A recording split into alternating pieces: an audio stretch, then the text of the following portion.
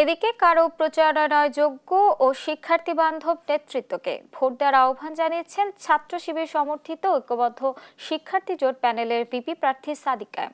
রোববার রাতে মধুর ক্যান্টিনের সামনে সংবাদ সম্মেলনে তিনি অভিযোগ করেন, শিক্ষার্থীকে ফোন দিয়ে ভোট দিতে বাধ্য করা হচ্ছে। এটি ফ্যাসিবাদী আচরণ। ঐক্যবদ্ধ শিক্ষার্থী জোটকে নির্বাচিত করলে তাদের দেয়া ইশতেহার 1 বছরের মধ্যেই বাস্তবায়ন করতে সক্ষম হবেন বলেও জানান তিনি।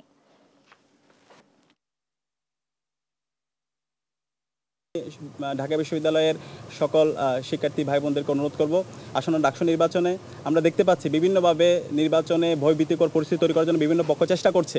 এলাকা থেকে বিভিন্নভাবে ফোন দিয়ে হুমকি দেওয়া হচ্ছে অথবা জোর জবরদস্তি করা হচ্ছে পরিবারকে।